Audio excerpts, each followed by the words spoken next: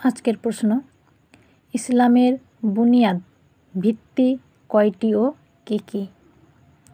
ইসলামের বুনিয়াদ 5টি, যথা কলেমা, নামাজ, রোজা, হজ আর জাকাত।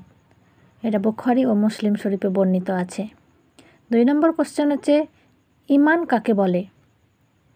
আল্লাহর ওপর আন্তরিক বিশ্বাস ও স্বীকারোক্তিকে ঈমান বলে। 3 নম্বর কোশ্চেন হচ্ছে, যারা আল্লাহর ওপর আন্তরিক বিশ্বাস রাখে তাদেরকে কি বলা হয়? উত্তর হচ্ছে, যারা আল্লাহর ওপর পুরোপুরি বিশ্বাস রাখে তাদেরকে কিন্তু মুমিন বলা হয়। মুসলমান কাদেরকে বলা হয়? যারা আল্লাহ ও আল্লাহর রসুলের বিধানের প্রতি আত্মসমর্পণকারী তাদেরকে মুসলমান বলা হয়।